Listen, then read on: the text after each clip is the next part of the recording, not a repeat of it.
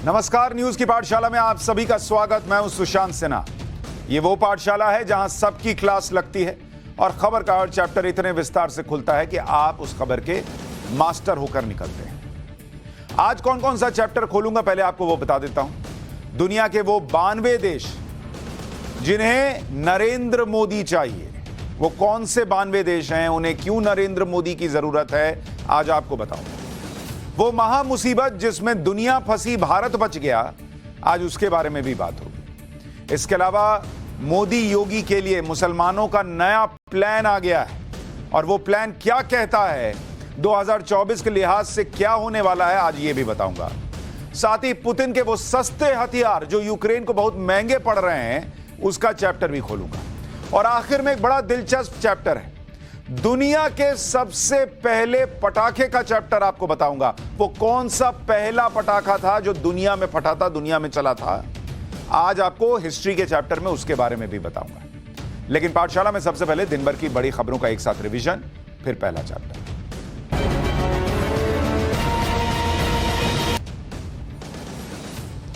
प्रधानमंत्री नरेंद्र मोदी ने गुजरात में कहा कि गुजरात को गाली देने और गुजरात का अपमान करने वालों को सबक सिखाने का समय आ गया है। पीएम ने जूनागढ़ की रैली में कहा कि जो लोग गुजरात की छवि खराब कर रहे हैं, उन्हें माफ नहीं करना चाहिए। पीएम 2 दिन के गुजरात दौरे पर हैं और आज उन्होंने गांधीनगर में डिफेंस एक्सपो का उद्घाटन किया। गांधीनगर में मिशन स्कूल ऑफ एक्सीलेंस की भी शुरुआत की और बच्चों के साथ क्लासरूम में बैठे भी।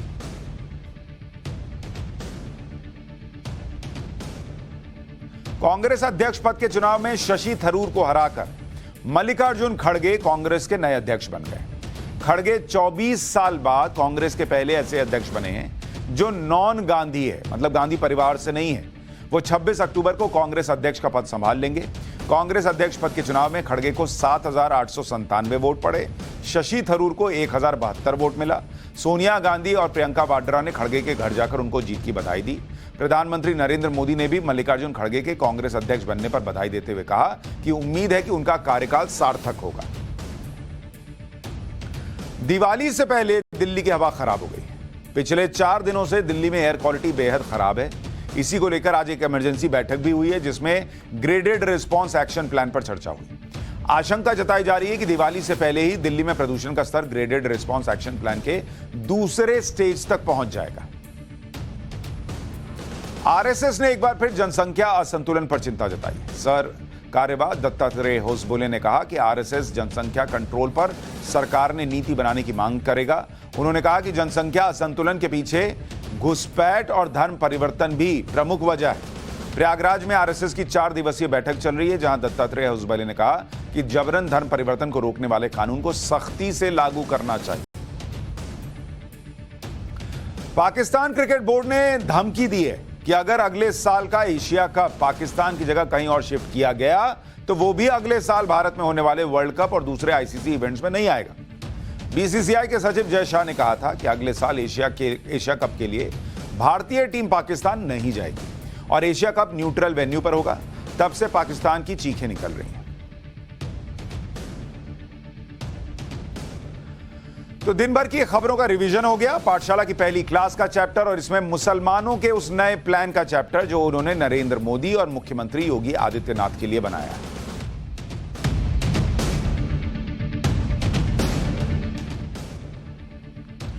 आज देश के उन मुसलमानों का चैप्टर खोलने जा रहा हूं जो धीरे धीरे उस नैरेटिव से बाहर आने लगे हैं, जिस नैरेटिव में उन्हें सेक्युलरिज्म के नाम पर वोट बैंक पॉलिटिक्स का हिस्सा बनाकर छोड़ दिया गया। उनसे भर भर के वोट लिया, उनको भर भर के नहीं दिया, उनको भर भर के सपने दिखाए बस। ये वो मुसलमान हैं जिन्हें दूसरों का डर दिखाकर उनके वोट तो बटोरे गए, लेकिन उनके वोट के लिए जिन्होंने उनसे तमाम सपने दिखाने का काम किया, उन्होंने उनके लिए काम नहीं किया, मुसलमानों के लिए काम नहीं किया। वैसे तो भारत की राजनीति में ऐसा दशकों से चल रहा है, लेकिन पिछले 7-8 साल में मुसलमानों के अंदर पूरी ताकत के साथ कुछ खास लोगों ने राजनीतिक फायदे के लिए ऐसी सोच भरी कि प्रधानमंत्री नरेंद्र मोदी हो या फिर यूपी के सीएम योगी आदित्यनाथ हो, ये मुसलमान विरोधी हैं और इनके रहते मुसलमानों का भला नहीं हो सकता। नरेंद्र मोदी के लिए तो 2002 से भर रहे हैं, गुजरात दंगे के बाद से, कि ये आदमी मुसलमानों को देखना ही नहीं चाहता, मुसलमान इनके राज में सुरक्षित नहीं है, वगैरह वगैरह वगैरह करते करते नरेंद्र मोदी 2014 में पीएम बन गया। उसके बाद भी यही नैरेटिव बनाया गया, चलाया गया और प्रमुखता से चलाया गया। ओवैसी जैसों ने तो ये तक कह दिया कि बीजेपी ने देश के मुसलमानों के खिलाफ जंग छेड़ दी है, वगैरह वगैरह, और इन्हें हटाना जरूरी है। इसी सोच में देश का मुसलमान फंसा रहा है, सालों से फंसा रहा है, और इसी की वजह से मुसलमानों के एक मुश्त वोट एक के बाद एक चुनाव में विपक्ष को मिलते रहे। इसी सोच को बनाकर विपक्ष ने भी मान लिया कि मुस्लिम वोटों के ठेकेदार वही हैं, क्योंकि मुसलमानों के पास कोई चारा नहीं था। उनको लगता है ये बीजेपी की तरफ मुड़ेंगे, हमने इतना हवा भर दी है कि ये तो तुम्हें जैसे काट खाएंगे, मार खाएंगे, कि उधर मुड़ेगा ही नहीं, उधर जाएगा ही नहीं, तो लौट के कहां जाएगा, हमारे ही पास आएगा। मतलब लोगों ने मुसलमानों को फॉर ग्रांटेड ले लिया कि ये बल्क में वोट करते हैं, और एक बार बल्क में वोट पड़ गया हमारे तरफ तो फिर दूसरे काम करो ना करो उधर का डरा के सारा वोट ले लो, ये कहीं नहीं जाएंगे। लेकिन ये जो सोच थी ना, इसी सोच पर चोट की गई, और अब ये ज्यादा दिन चलेगी नहीं, क्योंकि मुसलमानों के एक बड़े वर्ग को एहसास होने लगा है कि उनके साथ धोखा हुआ है। उन्हें लगने लगा है कि उनके वोट लेने के लिए उन्हें डराया जाता है, उन्हें डर दिखाया जाता है। इसलिए मुसलमानों का एक बड़ा वर्ग पुरानी सोच से बाहर आने लगा है। हमने आपको पाठशाला में पसमानदा मुसलमानों यानी पिछड़े हुए मुसलमानों के बारे में बताया। अब यही पसमानदा मुसलमान अपने नए सियासी टर्न के लिए तैयार हो रहे हैं। पिछले दिनों यूपी में पसमानदा मुसलमानों के लिए बीजेपी का एक बड़ा आयोजन हुआ। ऐसा बड़ा आयोजन आज तक किसी ने किया ही नहीं था, और इस आयोजन में पसमानदा मुसलमान समाज के बड़े नेता आए, बुद्धिजीवी आए। इसमें सरकार की तरफ से यूपी के दोनों डिप्टी सीएम को भी भेजा गया कि आप भी जाइए। यूपी सरकार के मुस्लिम मंत्री दानिश आजाद, जो खुद पसमानदा समाज से हैं, पिछड़े हुए समाज से हैं मुसलमानों के, वो भी इसमें शामिल हुए। यूपी के हर जिले से पसमानदा समाज के मुसलमान इस आयोजन में आए, और जो लोग वहां पर आए उन्होंने खुद माना कि पहले किसी ने इस काम के बारे में नहीं सोचा, जो काम पीएम मोदी और सीएम योगी आदित्यनाथ ने किया। जो लोग आए थे कार्यक्रम में पसमानदा मुसलमान, एक बार जरा उनको सुनिए, और फिर आपको बताऊंगा कि कैसे देश की सियासत धीरे धीरे बदल रही है। डर बिठाया जाता है बीजेपी को लेकर कि मुस्लिम विरोधी है बीजेपी, आपको भी ऐसा लगता है? नहीं, ऐसा नहीं लग रहा, ना ऐसा है, क्योंकि हम इसमें काम कर रहे हैं, हमें महसूस हो रहा है, और भगवान ने सबको बुद्धि दी है। जो समझदारी थोड़ी सी आदमी को होती है, तो समाज के एतबार से हम लोग समझ रहे हैं कि इसमें बेहतर है, हमें काम करना चाहिए, समाज का साथ देना चाहिए, और मोदी जी का साथ देना चाहिए, और आगे बढ़ानी चाहिए पार्टी को। बढ़िया काम कर रही है पार्टी। इस सरकार में मुस्लिम समाज का हित अच्छा है, और मुस्लिम समाज बहुत अच्छे से काम करेगा, और सरकारों ने कुछ नहीं दिया। पसमानदा मुस्लिम समाज के लिए इसने सोचा इस सरकार। बीजेपी पे भरोसा है आपको? बीजेपी पे भरोसा है, पूरा भरोसा है बीजेपी। अच्छा, ये भरोसे की वजह क्या है? बस किसी और पार्टी ने इतना कुछ नहीं समझा जितना इन्होंने पसमानदा के लिए समझा है। बीजेपी ने माइनॉरिटी के लिए किया, योजनाओं में फायदा दिया, लेकिन एक आरोप जरूर लगता है कि इलेक्टोरल पॉलिटिक्स में, चुनावी राजनीति में बीजेपी मुस्लिमों पर भरोसा नहीं। ये सब राजनीतिक फड्डे हैं, एक दूसरे को बुराइयां बताते हैं। बीजेपी सबसे अच्छी पार्टी है। हमारे योगी जी बहुत अच्छा काम कर रहे हैं यूपी के अंदर, उधर मोदी जी केंद्र के अंदर। तो अब लग रहा है कि बीजेपी में भरोसा जम रहा है आप लोगों? जी हाँ, बिल्कुल जम रहा है। वजह क्या है? वजह यह है, आज तक इतने भी प्रधानमंत्री आए, उन्होंने कोई ऐसा कदम नहीं उठाया जो हमारे देश के नरेंद्र मोदी जी ने जो कदम उठाया पसमानदा समाज के लिए। मैं जानता हूँ पसमानदा समाज अब जाग उठा है, जो कि पिछड़ी जाति ने इनको नकारा है। हमारे देश के प्रधानमंत्री ने गले लगाने का काम किया पसमानदा समाज को। ये बातें सुनकर कई लोगों को आज खाना हजम नहीं होगा, गले से नीचे नहीं उतरेगा कि मुसलमान पीएम मोदी और योगी के लिए ऐसे लफ्ज बोल रहा है। लोग कह रहे हैं ऐसा पीएम नहीं आया इतने सालों में। मुसलमान कह रहा है कि ऐसा पीएम नहीं आया इतने सालों में जिसने पसमानदा मुसलमानों के लिए इतना काम किया।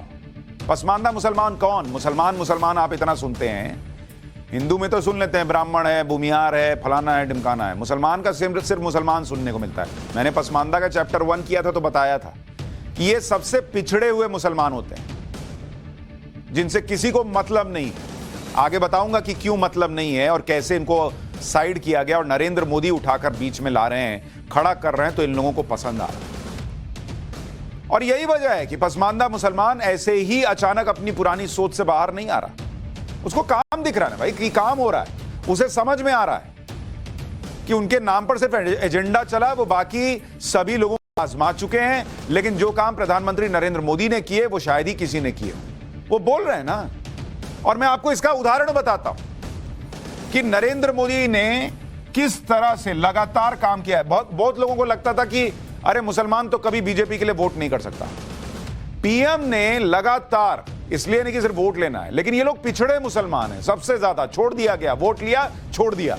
उनके लिए क्या किया अगर आप देखिएगा, प्रधानमंत्री आवास योजना, यानी जिसमें लोगों को घर दिया जा रहा है बना बना के, गरीबों को, उस आवास योजना में पसमानदा मुसलमानों के लिए खास तौर पर घर मिला उनको। इसमें 31% घर जो मिला वो अल्पसंख्यकों को मिला, और उन अल्पसंख्यकों में सबसे ज्यादा बड़ा हिस्सा जो है इस 31% में वो पसमानदा मुसलमानों का है। पसमानदा मेजरली, ये नहीं कह रहा कि 31% पसमानदा है, लेकिन सबसे ज्यादा, चूंकि वो पिछड़े थे तो उनको दिया गया। सम्मान निधि, पीएम सम्मान निधि जो दिया जाता है, उसके अंदर जो अल्पसंख्यक हैं, किसान सम्मान निधि,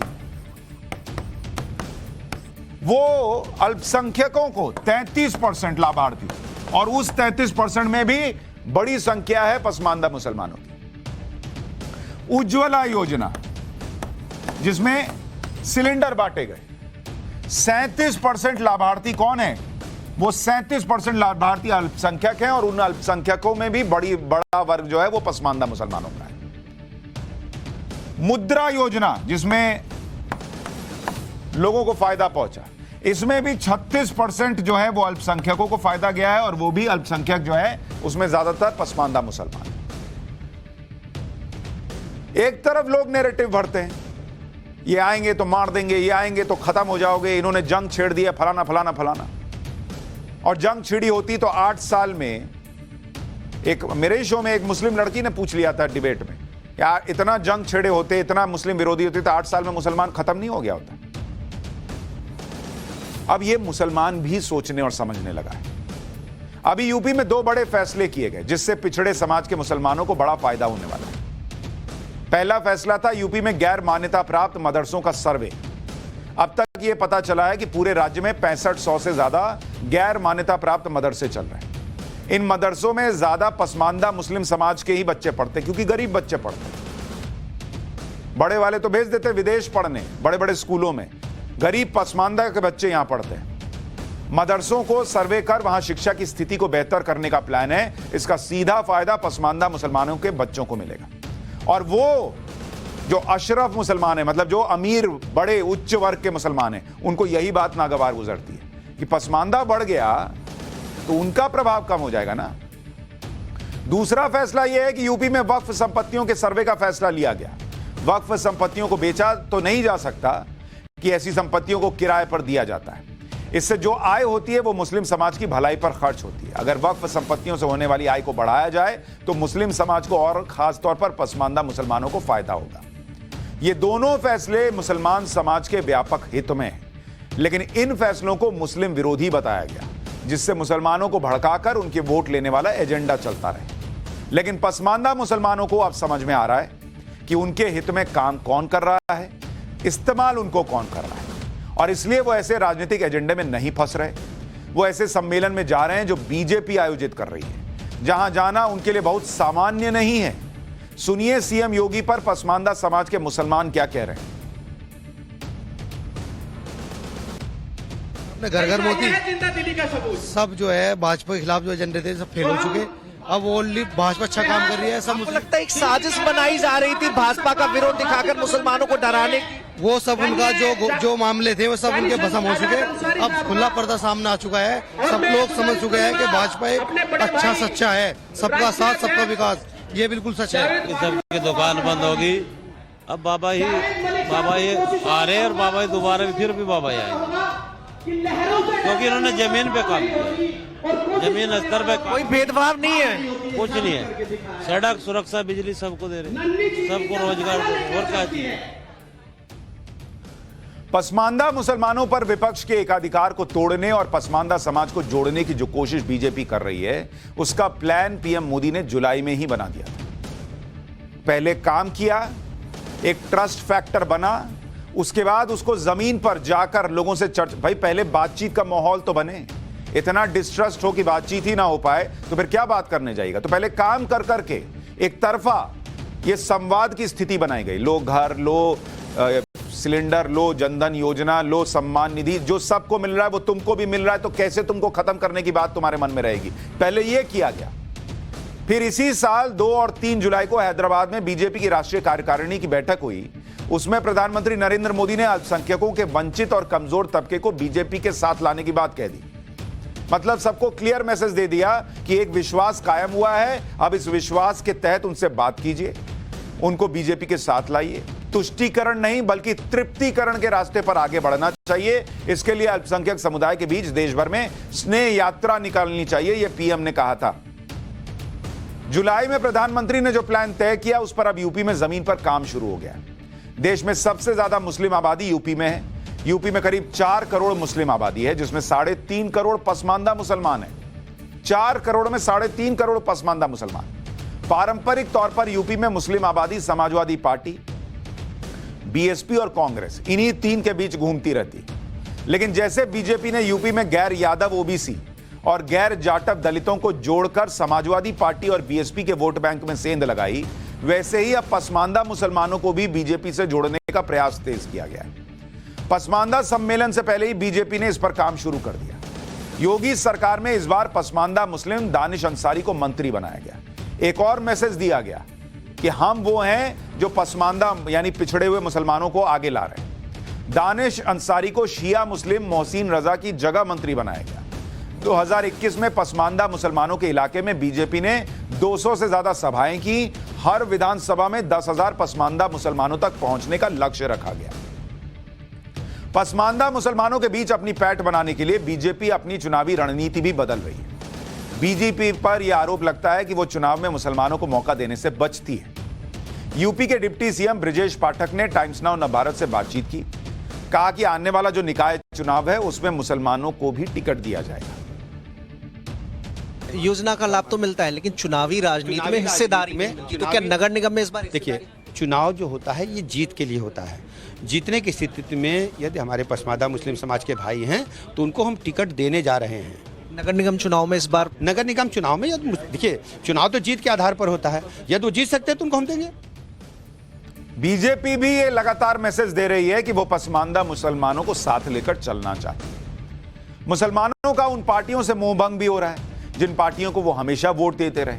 और इसका कुछ उदाहरण आपको दे देता हूं। जैसे जून में यूपी में रामपुर और आजमगढ़ में चुनाव हुआ, और जिस रामपुर और आजमगढ़ की बात कर रहा हूं, रामपुर और आजमगढ़, इन दोनों जगह पर अगर आप देखेंगे, ये यूपी के उपचुनाव की बात कर रहा हूं। आजमगढ़ में करीब 18% मुस्लिम वोट है, 18%। और बावजूद इसके क्या हुआ, अखिलेश यादव की पार्टी जो है वो एसपी हार गई, समाजवादी पार्टी हार गई। और रामपुर में 49% मुस्लिम वोट है। 49 मतलब आधा हिसाब यहां मुसलमानों का है, और उसके बावजूद यहां एसपी हार गई, समाजवादी पार्टी हार गई। और इसीलिए यह कहा जा रहा है कि उत्तर प्रदेश के अंदर खेल हो रहा है। मुसलमानों को यह समझ में आ रहा है कि हम बल्क में फ्री में वोट देने के लिए नहीं बने। धीरे धीरे आ रहा है, कुछ को आ रहा है, लेकिन यह मोमेंटम बनता दिख रहा है। अगर यह स्थिति यूपी में बदल जाए और पूरे देश में पसमानदा मुसलमान पुरानी सोच से निकल आए तो सियासी तस्वीर बहुत बदल जाएगी। देश में मुसलमानों की संख्या 20 से 21 करोड़ है, और इसमें पसमानदा मुसलमानों की संख्या 80 to 85% है, और अशराफ यानी अपर कास्ट मुस्लिम 15 से 20% हैं। लेकिन पॉलिटिक्स में सबसे ज्यादा वही घुसे रहते हैं। इन मुसलमानों को कंट्रोल करने का पूरा जिम्मा उन्होंने अपने ऊपर ले रखा है और इनको सिर्फ इस्तेमाल करते हैं। पसमानदा मुसलमानों का आरोप है कि देश की राजनीतिक सत्ता पर नियंत्रण 20% अपर कास्ट मुसलमानों का रहता है। देश के 5 ऐसे राज्य हैं जहां पसमानदा मुसलमानों की संख्या सबसे ज्यादा है। यूपी में 3.5 करोड़, बिहार में 1.5 करोड़, जहां नीतीश जी कह रहे हैं ना कि आरजेडी जेडीयू सब साथ आ गए, वहां पसमानदा मुसलमानों के बीच खेल हो गया तो वही खेल हो जाएगा जो यूपी में हुआ था। झारखंड में 40 लाख, पश्चिम बंगाल में 2 करोड़ पसमानदा मुसलमान हैं और दिल्ली में 17 लाख। पसमानदा दरअसल एक पर्शियन वर्ड है जो पस प्लस मांदा को जोड़कर बना है। पस का मतलब होता है जो पीछे और मांदा का मतलब होता है छूट जाना, यानी वो लोग जो सामाजिक और आर्थिक विकास में पिछड़ गए, पीछे छूट गए, मुसलमानों में उन्हें पसमानदा कहा गया। मुसलमानों के एक बड़े वर्ग की हालत ऐसी रही है कि आंकड़े के मुताबिक पहली लोकसभा से लेकर 14वीं लोकसभा तक 400 मुस्लिम सांसद बने और इनमें 340 सांसद अशराफ यानी अपर कास्ट मुसलमानों के थे। मात्र 60 सांसद पसमानदा समाज से आए। तो आप समझ सकते हैं कि इनको आगे लाने के लिए वो पार्टियां जिन्होंने कहा कि तुम्हारे वोट पर तो मेरा अधिकार है, उस टाइप का जिन्होंने माहौल बनाया, उन्होंने क्या किया इन पसमानदा मुसलमानों के लिए। और 2005 की सच्चर कमेटी की रिपोर्ट आपको याद दिलाता हूं। उस रिपोर्ट के मुताबिक शहरों में 60% मुस्लिम बच्चे स्कूल नहीं जा पाते थे। स्कूल जाने वाले मुस्लिम बच्चों में सिर्फ 50% जो हैं वो मिडिल स्कूल पूरा कर पाते थे। गांवों में 1% भी नहीं और शहरों में 3% के आसपास मुस्लिम ही ग्रेजुएट हो पाते थे। सरकारी नौकरी की बात कीजिए तो सिर्फ 5% के आसपास मुस्लिम सरकारी नौकरी में जा पाते थे, जिसमें ज्यादातर अपर मुस्लिम कास्ट के होते थे, पसमानदा नहीं होते थे। और आप सोचिए इन लोगों ने भर भर के मुसलमानों के वोट लिए, तब ये करके छोड़ा है उनके लिए। उस समय आईएएस, आईएफएस और आईपीएस में मुसलमानों की भागीदारी मात्र 3.2% थी और इसमें भी मुस्लिम अपर कास्ट ज्यादा होते थे। किस मुंह से जाकर ये लोग वोट मांगते थे और मांगते हैं और खुद को बताते हैं कि इस देश में कोई सो कॉल्ड हिंदू राष्ट्र बन रहा है और मुसलमान खतरे में है, उनको हम ही बचाएंगे। अब मुसलमान पलटेगा, पूछेगा, 1 पलटे, 2 पलटे, 10 पलटे, 1000 पलटे, धीरे धीरे पलटेगा और पूछेगा कि तुम तो बचा ही रहे हो, उस बचाने में तो इस हाल में लाके छोड़ दिया। अब जिस पर मारने की का आरोप है, अगर वो घर, शौचालय और सिलेंडर दे रहा है तो जरा उसको भी आजमा के देख लें। और ये होगा तो क्या स्थिति बनेगी सियासत की, आप सोच लीजिए। पाठशाला में अब उन 92 देशों का चैप्टर जो पीएम मोदी जैसे नेता की तलाश कर रहा है।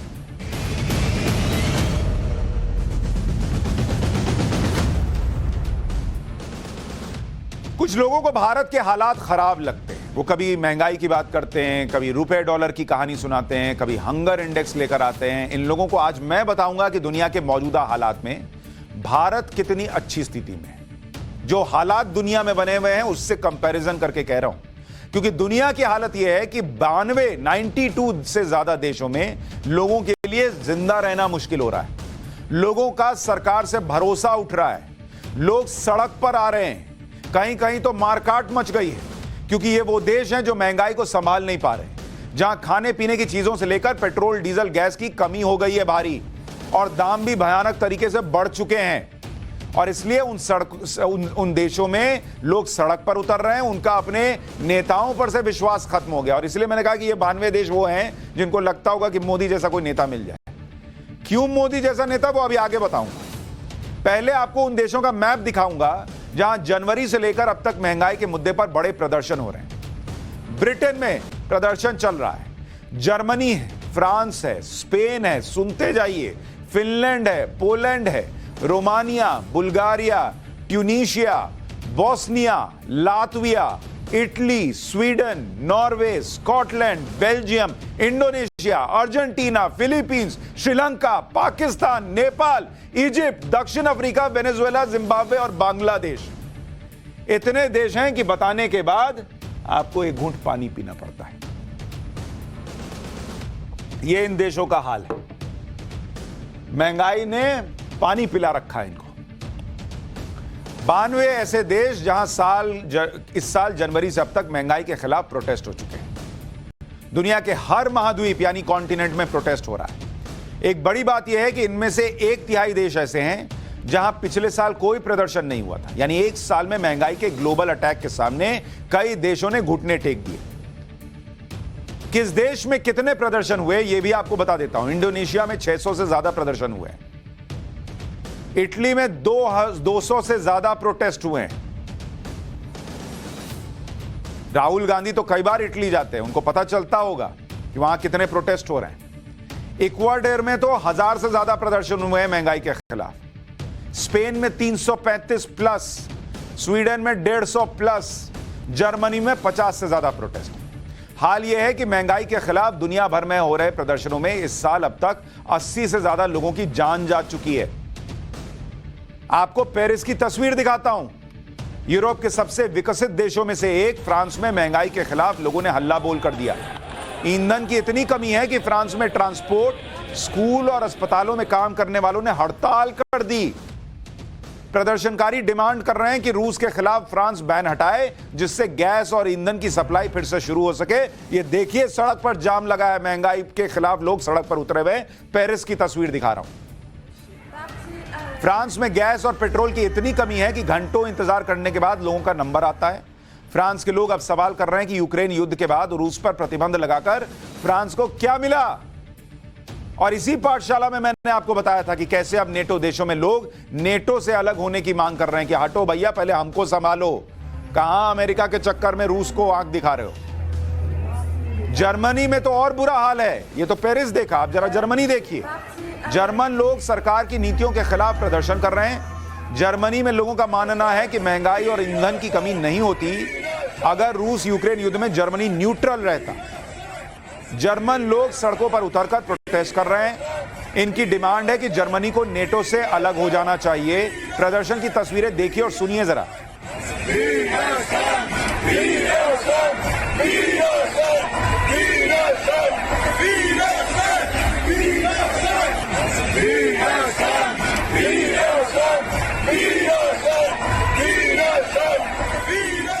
जर्मनी में महंगाई ने 30 साल का रिकॉर्ड तोड़ दिया है बॉस। यहां कॉस्ट ऑफ लिविंग लगभग 4% बढ़ गई। यही हाल ब्रिटेन का भी है। ब्रिटेन में महंगाई दर पिछले 40 साल में सबसे ज्यादा है। इससे खाने पीने की चीजें महंगी हो गई हैं। लोगों के लिए अपने घरों के बिजली बिल तक देना संभव नहीं हो पा रहा। महंगाई के कारण ब्रिटेन में लगभग 12% विदेशी छात्र सड़कों पर सोने को मजबूर हैं क्योंकि वो किराया नहीं दे पा रहे। इसी के साथ ब्रिटेन अपने सबसे गहरे इलेक्ट्रिसिटी संकट से जूझ रहा है। ब्रिटेन में बिजली इतनी महंगी हो गई कि वहां एक महीने का बिजली बिल लगभग 2 लाख रुपए तक पहुंच गया। सोचिए, ब्रिटेन का यह हाल है कि लोग बिजली बिल नहीं भर पा रहे।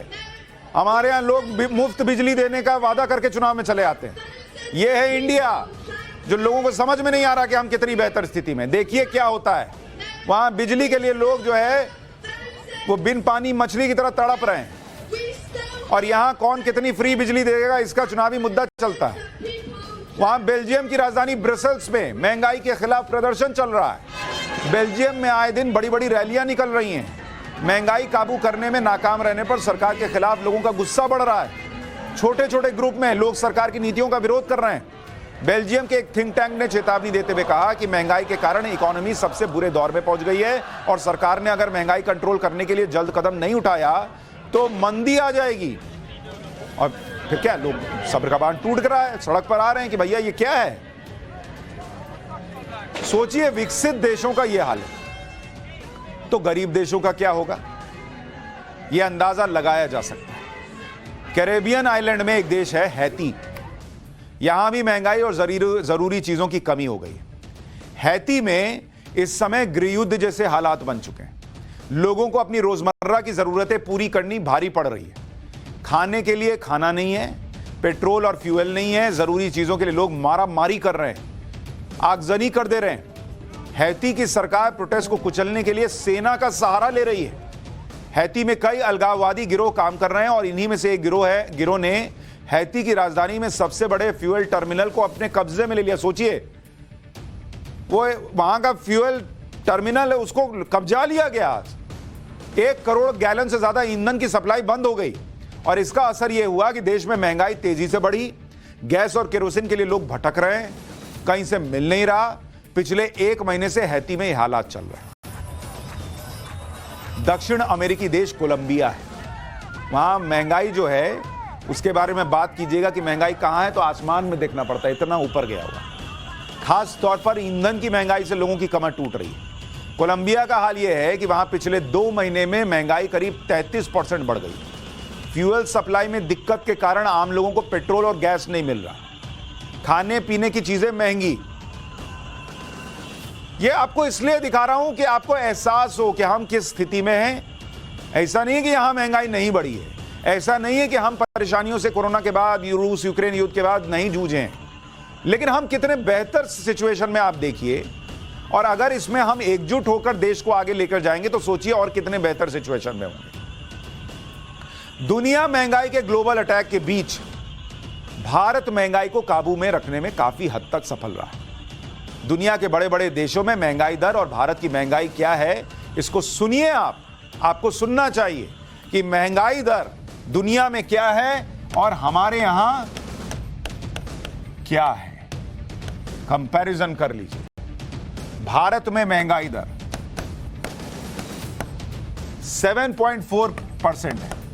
यह आपको सितंबर का बता रहा हूं, 7.4%। ब्रिटेन, बहुत विकसित देश, यहां महंगाई दर 10.1%। अमेरिका, यूएस में 8.1%, हमसे ऊपर। और ब्रिटेन में तो महंगाई की वजह से लोग कह रहे हैं कि प्राइम मिनिस्टर को हटाओ, अभी बेचारे नए प्राइम मिनिस्टर, उनको भी करके हटा दो। अमेरिका 8.5, माफ कीजिएगा 8.1 लिख दिया। कनाडा है 8.1।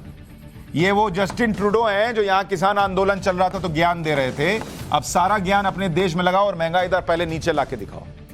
स्पेन, यहां लगभग 11% के करीब है, 10.8% महंगाई दर चल रही है स्पेन के अंदर। तुर्की, इसको सुन लीजिएगा तो कान से धुआं फेंक देगा। तुर्की में महंगाई दर है 79.6%, करीब करीब 80% महंगाई दर है। ईरान, कई लोगों को इंडिया में कई लोग कहते हैं ना कि यहां मुसलमान सेफ नहीं है, ईरान में जाकर रख के देख लीजिए कितना है वहां महंगाई दर, 54%, 54%। ब्राजील में महंगाई दर कितनी है, 10.1%। यह दुनिया का हाल हो रखा है बॉस, और हम अभी भी 7.4% में हैं सारे संकट के बीच। और 8 साल में नरेंद्र मोदी सरकार में महंगाई दर डबल डिजिट में गई ही नहीं। यूपीए के सरकार में 10% पार कर जाती थी, और तब ना यूक्रेन का युद्ध था, ना रूस का युद्ध था, ना वहां कोरोना का संकट आया था। अभी क्यों भारत कंट्रोल में चल रहा है? ऐसे नहीं है कि ऐसे ही अपने मन से हो रहा है। महंगाई को काबू में रखने के लिए प्रधानमंत्री मोदी ने कई अहम फैसले लिए, जिसका रिजल्ट दिख रहा है। दुनिया में जहां पेट्रोल, डीजल और गैस की कमी हो रही है, उसके दाम बढ़ रहे हैं, जबकि मई 2022 के बाद भारत में पेट्रोल डीजल के दाम बढ़े ही नहीं, ताकि आम जनता पर उसका बोझ ना आए। मई में सरकार ने पेट्रोल पर 8 रुपए और डीजल पर 6 रुपए प्रति लीटर एक्साइज ड्यूटी कम कर दी थी। विदेश से आने वाले जरूरी सामानों पर इंपोर्ट ड्यूटी को कम कर दिया गया, ताकि वो सामान महंगा ना हो जाए ज्यादा। प्लास्टिक, स्टील प्रोडक्ट्स के रॉ मटेरियल पर कस्टम ड्यूटी को कम किया गया। फ्यूल प्राइस बढ़ने का सीधा असर बाकी जरूरी चीजों पर पड़ता है, सबके दाम बढ़ते हैं, लेकिन भारत में पेट्रोल डीजल के दाम फिलहाल काबू में हैं। और इसी के साथ फूड इन्फ्लेशन के मामले में भी भारत की स्थिति दुनिया के दूसरे देशों के मुकाबले थोड़ी बेहतर है। यानी जो खाद्य पदार्थों की महंगाई है वो बाकी देशों से भारत में कम है। भारत में खाद्य महंगाई दर जो है वो 8.6% पर है। जिम्बाब्वे में 353% पर है। वेनेजुएला में 198% पर है। तुर्की में 89% पर है खाद्य महंगाई दर। ईरान में 84%, श्रीलंका में 83%। वही श्रीलंका जिसको अब वो हंगर इंडेक्स कह रहा था कि इंडिया से बेहतर रैंकिंग है, वहां खाद्य महंगाई दर 83% है, और वहां लोग भूखे नहीं है, सब बहुत बढ़िया मजे से कैलोरी इंटेक चल रहा है, और इंडिया में कह रहा है कि रैंकिंग खराब है। इसीलिए उस दिन आपको बताना पड़ा कि कैसा एजेंडा वाला हंगर इंडेक्स है। खैर, अर्जेंटीना में 71% है। देश में लोगों को राशन की कमी ना हो, इसके लिए मोदी सरकार ने कदम उठाए। गेहूं निर्यात को बैन कर दिया मई में कि गेहूं बाहर नहीं जाएगा, इससे गेहूं की कीमत नहीं बढ़ी। जून में चीनी के निर्यात पर भी बैन लगा दिया, जिससे चीनी की उपलब्धता सुनिश्चित हो जाए। खाद्य तेल की कमी ना हो, इसके लिए 20 लाख टन सोया और सूरजमुखी तेल आयात किया। खाद की कमी दूर करने के लिए 1,10,000 करोड़ रुपए जारी किए। रूस यूक्रेन युद्ध के कारण महंगाई पूरी दुनिया में बढ़ी है, लेकिन भारत पर महंगाई का वो असर नहीं हो पाया जो दुनिया के बाकी देशों में हो रहा है, और उसके लिए एक्शन हुआ। मोदी सरकार न सिर्फ महंगाई से लड़ रही है, बल्कि देश के किसान, गरीब और कमजोर वर्ग के लिए भी कुछ करना है, ये विजन दिख रहा है उनका, क्योंकि सबसे ज्यादा इफेक्ट तो इन्हीं पर आएगा ना। दुनिया में जब लोग महंगाई से जूझ रहे हैं, हाहाकार मचा हुआ है, अपना इकलौता देश है जहां अभी की फसलों का न्यूनतम समर्थन मूल्य जो है यानी एमएसपी 9% बढ़ा दिया गया। उस देश में बढ़ गया एमएसपी जहां लोग कहते थे कि अरे ये तो एमएसपी खत्म करने के लिए 3 कानून लाए थे। वहां इस संकट काल में एमएसपी बढ़ाई जा रही है। ये भी नहीं कह रहे कि अरे अभी संकट काल है, अभी नहीं बढ़ाएंगे, अभी ऐसे ही चले। एमएसपी बढ़ रही है। गेहूं, सरसों, मसूर की खेती करने वाले किसानों को फायदा होगा। उज्ज्वला योजना के तहत गैस सिलेंडर पर 200 रुपए की सब्सिडी का ऐलान किया गया है। देश के लगभग 80 करोड़ लोगों को मुफ्त राशन योजना का जो प्रोग्राम था वो जारी रखा गया। अंत्योदय योजना के तहत गरीब परिवारों को 35 किलो राशन प्रति माह सस्ती दर पर मिलती है। रेहड़ी पटरी वालों को बिना गारंटी 10,000 तक का लोन दिया जा रहा है। और इन्हीं योजनाओं के कारण गरीबी कम हुई है। 2011 में भारत में 22.5% अत्यंत गरीब लोग थे, जो 2019 में घटकर 10.2% पर आ गए। कोरोना का संकट काल नहीं जोड़ रहा हूं, क्योंकि उस दौरान परिस्थितियां विकट थी, ऐसी थी कि दुनिया के कंट्रोल के बाहर थी। और इसके लिए सरकार पैसा खर्च कर रही है। आपको बताऊं, जो ये फ्री राशन लोगों तक पहुंच रहा है, उस फ्री राशन को देने में कितना पैसा खर्च होता है आपको पता है? अब तक 3,40,000 करोड़ रुपया जो है, करीब 3.5 लाख करोड़ खर्च हुआ है। अब तक का टोटल बता रहा हूं। जो खाद पर सब्सिडी है, खाद पर सब्सिडी दी जा रही है, उस पर 2.5 लाख करोड़ रुपया खर्च हो रहा है देश का। 2.5 लाख करोड़। लेकिन ये देना जरूरी है भाई। किसान को अगर अभी मदद नहीं कीजिएगा तो कब कीजिएगा? और ये इस साल का अनुमान है 2.5 लाख करोड़ का। क्योंकि जैसे आप देखिएगा, जो यूरिया है, वो यूरिया की बोरी जो है, यूरिया की बोरी वो पड़ती है 2503 रुपए की। इस पर सब्सिडी सरकार कितना दे रही है आपको पता है? इस 2503 रुपए की बोरी पर 2236 रुपया जो है वो सरकार सब्सिडी दे रही है, ताकि किसान पर बोझ ना आए। और किसान को जो बोरी है यूरिया की, वो पड़ती है 266 रुपए की। सोचिए अगर ये सब्सिडी ना हो तो क्या हालत हो जाए किसान की। और कहा जा रहा है कि ये किसान विरोधी सरकार किसानों को दबाने कुचलने के लिए 3 कानून लाई थी। जैसे पसमानदा मुसलमानों की आंखों पर से पर्दा हट रहा है, इस देश के किसानों के ऊपर से भी हटना चाहिए। तो किसान को यूरिया जो है वो पड़ रहा है 5 रुपया 92 पैसे पर केजी, जबकि ग्लोबल कॉस्ट कितना है? 75 से 80 रुपया। ये ग्लोबल कॉस्ट ये हो रहा है इस देश के अंदर। तभी किसान सड़क पर नहीं है। हाँ है, पंजाब में है, मुख्यमंत्री के घर के बाहर, पर वो आपको कौन बताएगा जाने के लिए। इसलिए देश को आगे ले जाने में अपने योगदान पर फोकस कीजिए, एजेंडे से दूर रहिए। पाठशाला में अब रूस के राष्ट्रपति पुतिन के उन सस्ते हथियारों का चैप्टर जो यूक्रेन को बहुत महंगे पड़ रहे हैं।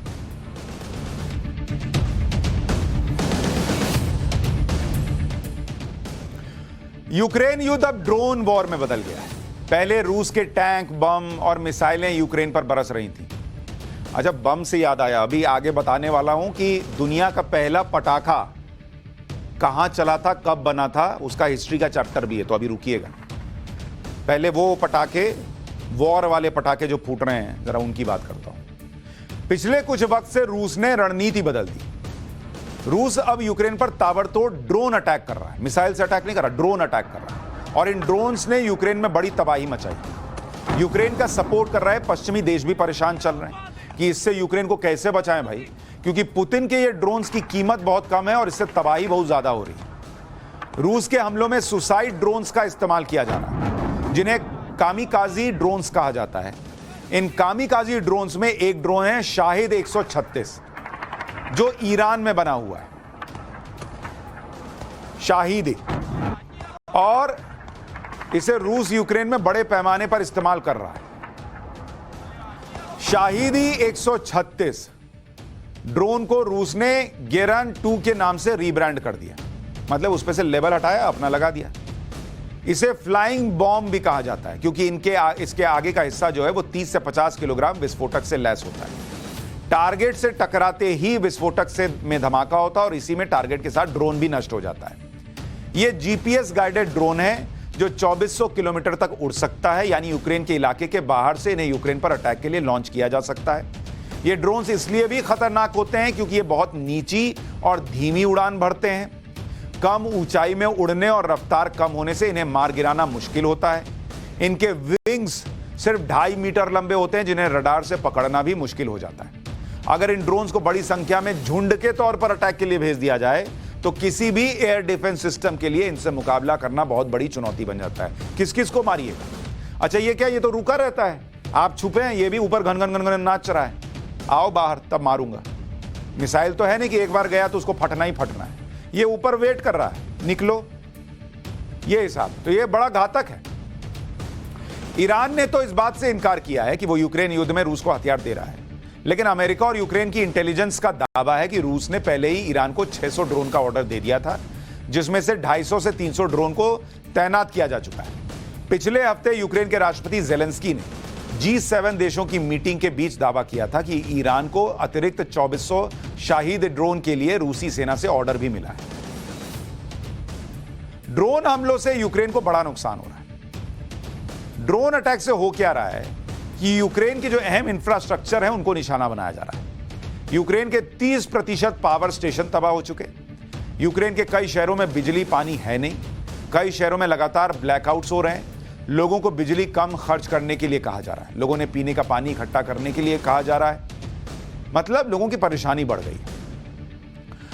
रूस के ड्रोन अटैक से यूक्रेन की चीखें निकल गई। यूरोप के देश भी बिलबिला रहे हैं। यूरोप के देशों ने अब ईरान को टारगेट किया है और ईरान पर कड़े प्रतिबंध लगाने की तैयारी कर रहे हैं। पहले ये रूस पर बैन लगा रहे थे, प्रतिबंध लगा रहे थे, अब कह रहे हैं कि ईरान पे भी लगाओ, ये ताकि ड्रोन ना दे। यूरोपियन यूनियन शाहिदी एविएशन इंडस्ट्रीज पर प्रतिबंध लगाने जा रहा है, जो कामकाजी ड्रोन्स बनाती है। इसके अलावा यूरोपियन यूनियन ने ईरान के सेना प्रमुख समेत 3 बड़े सैन्य अधिकारियों पर प्रतिबंध का विचार किया है। पश्चिमी देशों के सपोर्ट से यूक्रेन के पास जितनी ताकत है वो सब यूक्रेन अब रूस के ड्रोन हमलों के खिलाफ लगा रहा है। यूक्रेन ने इन ड्रोन अटैक को रोकने के लिए जो हथियार और उपकरण लगाए हैं उनमें MiG-29 विमान है, C-300 क्रूज मिसाइल है और ग्राउंड डिफेंस सिस्टम शामिल है। ब्रिटिश इंटेलिजेंस के मुताबिक 6 अक्टूबर को रूस के 60% ड्रोन को यूक्रेन ने हवा में मार गिराया। मोल्फार नाम की एजेंसी के मुताबिक 17 अक्टूबर को रूस के 80% ड्रोन को यूक्रेन ने हवा में मार गिराया। लेकिन मैंने आपको बताया था कि इनका प्रोपेगेंडा वॉर भी चलता है। 60% 80% हवा में ही मार दे रहे हो तो क्यों ईरान पर बैन लगा रहे हो? क्यों इतना परेशान हो रहे हो? तो कहानी होती कुछ है, बताते कुछ है। 13 सितंबर से अब तक यूक्रेन की एयरफोर्स ने 223 ईरानियन मेड ड्रोन्स गिराए हैं, यह कहा जा रहा है। सोमवार को रूस ने यूक्रेन पर 43 ड्रोन से अटैक किया था, जिसमें 37 नष्ट कर दिए गए, यह दावा किया गया। लेकिन इससे रूस को बड़ा फर्क नहीं पड़ रहा, क्योंकि जो ड्रोन हमले सफल हो रहे हैं वही रूस के लिए बड़ा काम कर दे रहे हैं। इसके अलावा ड्रोन नष्ट होने से रूस को परवाह इसलिए भी नहीं है क्योंकि बहुत जेब से पैसा नहीं जा रहा, सस्ता है। यूक्रेन और पश्चिमी देशों की बौखलाहट इसलिए भी है क्योंकि इन ड्रोन की वजह से रूस पर युद्ध के खर्च का ज्यादा बोझ भी नहीं पड़ रहा। इसका कैलकुलेशन भी आपको बता देता हूं। ये जो आपको रूस इस्तेमाल कर रहा है, रूस के पास क्या है भाई? उसके पास ईरान का ड्रोन है और इसकी जो कीमत पड़ती है ईरान के ड्रोन की, वो कहा जा रहा है कि 20,000 से लेकर 50,000 यूरो है एक ड्रोन की कीमत। यानी ये पड़ा आपको कितना रुपया में 16 लाख से 40 लाख। एक महंगी गाड़ी जो लेते हैं उतनी एक महंगी गाड़ी जो है वो एक ड्रोन की कीमत, एक ड्रोन। एक आकलन के मुताबिक पिछले कुछ हफ्ते में यूक्रेन में रूस के जो ड्रोन गिरे उससे उसका खर्च रूस को कितना पड़ा? रूस का खर्च बैठा जो ड्रोन गिरे, जिन्होंने तबाही मचाई या तबाह हो गए, उसका खर्च रूस का बैठा 99 करोड़ रुपया, मतलब 100 करोड़ भी नहीं। तो उसके लिए क्या इधर से झाड़ेगा निकल जाएगा। लेकिन इन ड्रोन से लड़ने के लिए यूक्रेन ने जो हथियार लगाए उसमें यूक्रेन का खर्च जो बैठा, यानी ये ड्रोन जो रूस भेज रहा है उससे निपटने के लिए जो खर्च बैठ रहा है यूक्रेन का, वो खर्च बैठा 232 करोड़ रुपए। अब आप देख रहे हैं रूस 100 करोड़ रुपया का ड्रोन जो है वो भेज रहा है, उससे जो नुकसान कर रहा है उसका तो अलग हिसाब है, वहां जो यूक्रेन में करोड़ों का नुकसान हुआ, लेकिन जो इससे बचने के लिए यूक्रेन को खर्च करना पड़ रहा है वो 232 करोड़ है। इसलिए रूस को दिक्कत नहीं है, वो 100 करोड़ लगा रहा है, उधर कितना 500 600 करोड़ 800 करोड़ का नुकसान कर रहा है, 232 करोड़ इधर, और जो बिल्डिंग तबाह हुई वो अलग। सिर्फ गेरान 2 ही नहीं, रूस के पास और भी ड्रोन्स मौजूद हैं। रूस के पास भी छोटे ऑर्लॉन 10 ड्रोन्स हैं जिनमें कैमरे और छोटे बम फिट हो सकते हैं। ऑर्लॉन 10 ड्रोन्स 3 से 5 मिनट में दुश्मन के टारगेट को तबाह कर सकता है। दूसरे ड्रोन ऐसा करने में 20 से 30 मिनट का समय लेते हैं। सिर्फ रूस ही नहीं, यूक्रेन के पास भी ड्रोन्स है भाई। यूक्रेन के पास टर्की का बेरकतार TB2 ड्रोन्स है, साइज में छोटे जहाज की तरह है जिसमें कैमरा लगा होता है। इसे लेजर गाइडेड बमों से भी लैस किया जा सकता है। इसकी रेंज चूंकि कम है, अधिकतम 300 किलोमीटर है और यह 220 किलोमीटर प्रति घंटे की रफ्तार से उड़ सकता है। इसका विंग स्पैन 12 मीटर का है और 7600 मीटर की ऊंचाई तक उड़ान भर सकता है। युद्ध के शुरुआत में बेरकतार TB2 ड्रोन्स ने रूस को काफी नुकसान पहुंचाया। रूस के मोस्कवा युद्धपोत को डुबाने में भी इस ड्रोन का रोल बेहद अहम था। यूक्रेन के पास 50 से भी कम बेरकतार TB ड्रोन्स होने का दावा किया जा रहा है। मिलिट्री ड्रोन्स काफी महंगे होते हैं, इसलिए यूक्रेन कमर्शियल ड्रोन्स का भी इस्तेमाल कर रहा है। यूक्रेन के पास DJI Mavic 3 ड्रोन्स हैं। इसकी कीमत करीब 1700 पाउंड है और इसीलिए इसका इस्तेमाल भी हो रहा है, यह कहा जा रहा है।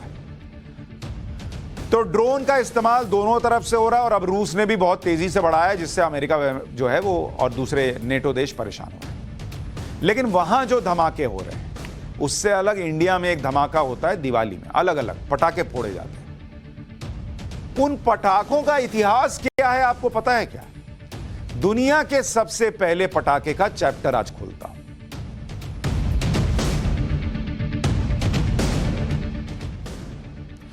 दुनिया के सबसे पहले पटाखे के बारे में आपको बताऊंगा, लेकिन उससे पहले यह जान लीजिए कि अगर आप दिल्ली में रहते हैं और कहीं से जुगाड़ करके पटाखे जलाने के लिए लाए हैं तो फिर मुसीबत आ सकती है। दिल्ली में पटाखे जो हैं उनके खरीदने और जलाने पर 200 रुपए जुर्माना और 6 महीने कैद की सजा हो सकती है।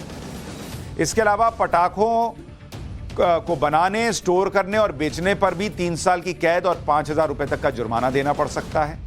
दिल्ली सरकार ने पटाखों पर बैन लागू करने के लिए पूरी दिल्ली में कुल 408 टीमें बनाई हैं जो अलग अलग इलाकों में पटाखों को लेकर नियम तोड़ने वालों के खिलाफ कार्रवाई करेंगी। अभी पटाखा चला भी नहीं है, दिल्ली में प्रदूषण बढ़ने लगा है, लेकिन दिल्ली की सरकार पूरा ध्यान लगाई हुई है कि पटाखे से प्रदूषण ना हो। पंजाब से पराली जलने से आ रही है तो ठीक है। दिल्ली पुलिस की 210 टीमें भी दिल्ली वालों पर नजर रखेंगी। इसके अलावा राजस्व विभाग की 165 टीमें, दिल्ली प्रदूषण नियंत्रण समिति की 33 टीमें पूरी दिल्ली में तैनात रहेंगी। हालांकि हरियाणा, यूपी में ग्रीन पटाखों को चलाने की छूट है, लेकिन समस्या यह है कि ग्रीन पटाखे बड़ी मुश्किल से मिल रहे हैं और महंगे मिल रहे हैं। वैसे तो पिछले कई वर्षों से ग्रीन पटाखों की छूट मिली हुई है, लेकिन इससे भी प्रदूषण में कोई क्रांतिकारी बदलाव आया हो ऐसा तो है नहीं। पिछले साल 4 नवंबर को दिवाली थी, उस दिन दिल्ली में प्रदूषण का स्तर था, AQI जो था वो 382 था, 382, और अगले दिन 5 नवंबर को 462 हो गया। अगर खतरनाक से ऊपर कोई स्तर होता होगा तो यह वही था। इससे पहले 2020 की दिवाली वाले दिन 14 नवंबर को AQI 414 था, अगले दिन 435 हो गया। तो बैन से कोई फायदा तो हो नहीं रहा, पहली चीज तो साफ है। दूसरा, जो लोग दिल्ली NCR में रहते हैं वो तो कहते हैं कि अरे भैया, ये पूरे ठंड के मौसम में ये AQI 500-600 पर कूदता रहता है, एक दिन दिवाली में बैन लगाते हो वो भी कारगर नहीं है, तो फिर क्यों बैन लगाते हो? फिर लोगों को पटाखे फोड़ ही लेने दो। वैसे पटाखों का दिवाली से कोई डायरेक्ट कनेक्शन नहीं है। पटाखे जलाना उत्सव और उत्साह का प्रतीक माना जाता है और इनसे रोशनी भी होती है, इसलिए धीरे धीरे दिवाली में शामिल हो गए। भारत में सिर्फ दिए जलाकर दिवाली मनाने की परंपरा थी, लेकिन बहुत से इतिहासकार मानते हैं कि 1526 में मुगल शासक बाबर के आने के बाद भारत में बारूद आया और फिर पटाखे बनाने की शुरुआत हुई। लेकिन कई इतिहासकारों का मानना है कि भारत में बारूद का इस्तेमाल पौराणिक काल से हो रहा है। इसके आज मैं आपको कुछ उदाहरण देता हूं आपको कि कैसे इसका जिक्र मिलता है पौराणिक काल में।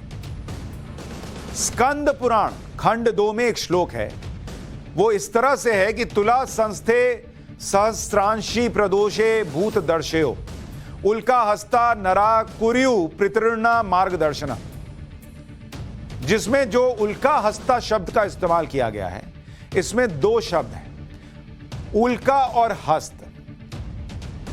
उल्का हस्ता जो लिखा है नीचे में, वो लिखा है उल्का हस्ता, इसमें उल्का और हस्त है। उल्कापात का मतलब होता है आकाश से तेज रोशनी के साथ आग का बरसना, लेकिन यहां हस्त यानी हाथ में तेज रोशनी निकलने की बात कही गई है। यानी उदाहरण के लिए जैसे हम फुलझड़ी इस्तेमाल करते हैं, तो पौराणिक काल के स्कंद पुराण में खंड 2 में किसी फुलझड़ी जैसी चीज का जिक्र है और श्लोक आपको पढ़कर बता रहा हूं, उसमें लिखा है कि हाथ से रोशनी निकल रही है, यानी जैसे फुलझड़ी जैसी चीज होती है, उसका जिक्र स्कंद पुराण में मिलता है। इसके अलावा त्रेता और द्वापर युग में जो युद्ध हुए हैं, उनमें अग्नेयास्त्र जैसे शस्त्रों का वर्णन मिलता है, जिसमें आग बरसाते हुए शत्रु पर हमला करते हैं। पौराणिक कथाओं में मराठी संत एकनाथ की कविता रुक्मणी स्वयंवर में भी रुक्मणी और कृष्ण की शादी के दौरान आतिशबाजी करने की बात कही गई है। बहुत से लोग इसे कोरी कल्पना मानकर हवा में उड़ा देते हैं, लेकिन कल्पना की भी कोई आधार तो होता होगा, जिसका प्रमाण समय समय पर मिलता रहता है। मशहूर इतिहासकार जोगेश चंद्र रे ने एक पुस्तक लिखी है जिसका नाम है फायर आर्म्स इन एंशिएंट इंडिया। इसके मुताबिक अरब के लोगों ने भारत से बारूद बनाने का फॉर्मूला सीखा था, और हमको बताया जाता है कि बाबर बारूद लेकर आया था। उस दौर में भारत में ज्वलनशील खनिज नेफ्था पाया जाता था, जिसका इस्तेमाल तीरों में किया जाता था। बाद में इसमें नमक का इस्तेमाल भी शुरू हुआ। इन दोनों चीजों से जो हथियार तीर तैयार किए गए, उन्हें फारसी में तुपांग या तूफांग कहा गया, और इन शब्दों को अग्नि पुराण में धूपा शब्द से लिया गया। अग्नि पुराण में रॉकेट जैसे हथियारों का वर्णन मिलता है, लेकिन हमारा अपना इतिहास ही आप लोगों को नहीं बताया जाता, पढ़ाया नहीं जाता, उसमें गौरव महसूस नहीं किया जाता ना। मुगलों ने कुछ कर दिया हो तो बताओ भाई, फिर वो झमाझम जो है सबको पढ़ना चाहिए। जर्मन इतिहासकार हेनरिच ब्रोनहोफर ने लिखा है कि प्राचीन भारत में बारूद के बारे में जानकारी थी, लेकिन आधुनिक इतिहास में यह कहा गया है कि पटाखों का आविष्कार 7वीं शताब्दी में चीन में हुआ था। तब बांस के हिस्से को जलाने से रोशनी होती थी। बाद में इसमें गंधक यानी सल्फर का इस्तेमाल शुरू हुआ, जो एक बहुत बड़ी खोज थी। इसके बाद 12वीं शताब्दी से 17वीं शताब्दी तक ये यूरोप से होते हुए पूरी दुनिया में लोगों की पसंद बन गए। भारत में 17वीं और 18वीं शताब्दी में दिल्ली और आगरा में आतिशबाजी की परंपरा बढ़ी। उस समय मुगल शासन में आतिशबाजी शान की पहचान बन गई। त्योहारों, शादियों और जश्न के समय खूब आतिशबाजी हुआ करती थी। तो ये है पटाखों का चैप्टर। अगली बार पटाखा चलाइएगा तो अपना गौरवशाली इतिहास जो है वो भी उस रोशनी में नजर आएगा, इस पाठशाला के चैप्टर के माध्यम से। आज के लिए इतना ही। कल रात 8:50 पर फिर मुलाकात होगी। नमस्कार।